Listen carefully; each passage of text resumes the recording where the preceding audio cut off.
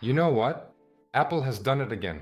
In March 2026, the new iPad Air 13 was released, powered by the M4 chip. At launch, it starts at $799 for the base version with 128 gigabytes, and in Europe, the price is around €850. The Air lineup is now incredibly popular among students and anyone who needs a workhorse device. And the reason is simple. It offers almost flagship-level iPad Pro performance, but without the crazy extra cost for an OLED display and 120 Hz. However, I personally have a logical question. Is it worth paying extra for a huge 13-inch screen, or does this tablet turn into a strange hybrid that doesn't really fit anywhere? Let's break this down in detail. And as usual, let's start with the unboxing and what's included. On the outside, it's the absolutely classic minimalist Apple style. If you take a look at the back of the box, you can find all of the basic product information, the memory storage size, the connection type, whether it is Wi-Fi or cellular, and all of the standard legal details provided.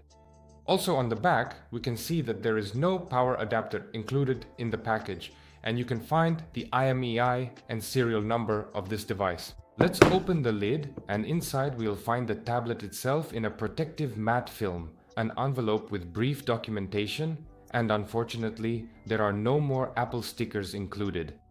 And here you'll also find a high-quality USB-C to USB-C cable in a pleasant fabric braid.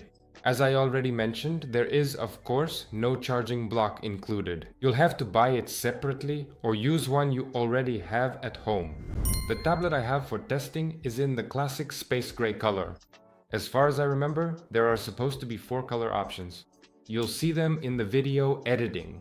It looks very strict, but honestly from the photos I prefer the updated blue shade, blue. It looks much fresher and more interesting. Everything along the edges is as usual. On the right side there are magnets and a pad for wireless charging of the Apple Pencil Pro. At the bottom we can find a USB-C port, on the sides powerful stereo speakers, and on the top edge volume control buttons, as well as the power button with a built-in Touch ID scanner. On the back there are magnets and a Smart Connect contact group for connecting the branded keyboard. As for how it feels in the hand, I'll be honest and straightforward. For me, it turned out to be not the most comfortable. It's really huge, it's very big. Holding it in one hand for a long time is simply, well, uncomfortable. And I'm used to a tablet being about half this size. Like, if you split this tablet in two, that would be a super comfortable tablet for me. Just a bit bigger than a phone. But in terms of size, it's like a laptop display. But we'll get to that. It weighs over 610 grams, so I think it would be hard for a child to hold it. If you are looking for a gadget for basic tasks like reading the news on the couch, watching YouTube, or scrolling through social media before bed, then this format is definitely too bulky, too big. I don't think it will suit you. But it's important to understand that the Air 13 was created specifically as a portable work tool, as an additional screen, as an extra work instrument for drawing something here, checking color correction. I think it's quite convenient. Well, for example, if you compare it to the new ultra-portable MacBook Neo, that laptop has a 13-inch screen with a resolution of 2408 by 1506 pixels. And our iPad Air offers even higher detail. That's 2732 by 2048 pixels. In terms of physical width and height, they are almost identical, but thanks to its tablet format, the Air feels completely different to use. And if you compare it, for example, with the previous generation on the M1 and M2, the new Air 13 has retained its super thin aluminum body at just 6.1 millimeters. However, with each passing year, it becomes increasingly obvious. Using such a gigantic tablet while holding it in your hands, when you're walking without a special case, stand or keyboard, is simply inconvenient. The display here is a 13-inch Liquid Retina IPS panel with peak brightness up to 600 nits. The picture is truly vibrant, the level of detail is excellent, and the anti-reflective coating does a great job handling bright light. If you're wondering why I'm going to compare it with the MacBook Neo, it's because it was released recently and their prices are similar, so why not compare them? The Neo screen delivers 500 nits of brightness and has a slightly lower pixel density. At the same time, when you factor in the final price, the iPad with the keyboard and this laptop fall into the same category. So, the choice between them is primarily a matter of preference for the screen and operating system. For example, compared to the previous generation, the Air's display has become noticeably brighter and the workspace has increased by a whole 30%. However, the main compromise still remains. Here, you still get the basic 60Hz, and Apple hasn't brought the smooth 120Hz ProMotion scrolling here, keeping that feature strictly for the Pro version. Now let's talk a bit about the cameras. The main module on the back panel has a resolution of 12 megapixels with an aperture of 1.8. All the familiar modes are available in the interface: time-lapse, slow motion, panorama, and square. And during regular photography, you get support for live photo and digital zoom from 1x to 5x. The tablet records video in 4K or Full HD at 24, 30, or 60 frames per second with good gyro stabilization. The front camera is also 12 megapixels, but its main change is that it has finally moved to the long horizontal bezel. This is a huge advantage compared to the older iPad Air models with the M1 chip. Now, during video calls, whether on Zoom or FaceTime, you look directly into the lens, not off to the side, somewhere. Plus, it now features the signature center stage function, which intelligently keeps you in the center of the frame. For work calls and document scanning, this is the perfect setup, and no one expects more from a tablet. And now, let's move on to the most exciting part.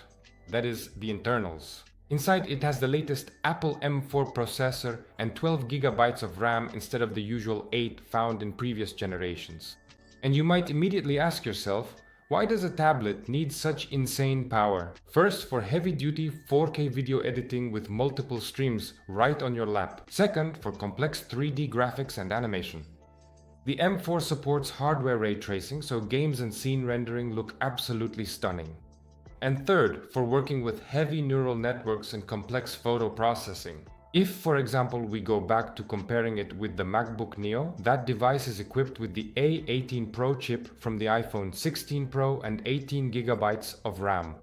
For everyday tasks, working with documents and browsing, the MacBook Neo is perfect while consuming minimal energy. But if you need raw graphical power, future-proofing for years to come, rendering, or working with a stylus, the iPad Air with the M4 completely outclasses the A18 Pro, showing a speed increase of up to 2.3 times compared to the Air with the M1. And for example, I would rather get an additional screen so that, as I already mentioned, I can do color correction, draw on it, and create 3D animation. I think it would be much more convenient if you also buy an Apple Pencil and a keyboard for it. I think, personally for me, it would be much more convenient than, for example, carrying a laptop with me. But you also need to think about what exactly you'll be doing. For example, I wouldn't compose music on this tablet. I think that would be less convenient. I'd rather take a MacBook Neo. But, for example, if you like to draw, if you work with 3D graphics, design, color correction, video editing, I think this tablet would suit you. And in terms of performance, it is far ahead of many MacBooks and last year's iPad models. But as for battery life, inside there's a battery with a capacity of almost 9,700 milliamp hours. Apple claims over 10 hours of use on a single charge when surfing via Wi-Fi. In practice, if you turn the brightness of the 13-inch screen all the way up and run a heavy editing project or a resource-intensive game, the tablet will last about 5 to 6 hours. In a more relaxed mode, like watching videos or working with text, you can confidently count on a solid 8 to 9 hours. That's roughly one workday without recharging, or for example, one day at your university. The energy efficiency of the M4 chip has indeed improved, but the large and bright screen still takes its toll. At the same time, it's important to understand buying such a tablet without accessories is almost pointless. It fully supports the advanced Apple Pencil Pro stylus with squeeze, haptic feedback, and rotation response, as well as the updated Magic Keyboard. And now, let's just do the math. The base version of the iPad Air 13 itself costs $799. The Magic Keyboard for it will cost you another $319. Altogether, for the full set, tablet plus keyboard, you'll have to pay $1,118. And then add the Pencil Pro as well, if you decide to get it. For that amount of money, you can easily buy a fully fledged 13-inch MacBook Air or the budget-friendly MacBook Neo, getting a complete desktop system with a convenient keyboard and trackpad right out of the box. So, the setup of the Air 13 and Magic Keyboard is a rather specific choice for users who critically need touch input and stylus support. But from a software perspective, iPadOS truly shines on a 13-inch screen. On such a huge display, the multitasking stage manager mode finally makes real sense. You can comfortably arrange 3 or 4 active windows at once and not strain your eyes trying to read tiny text.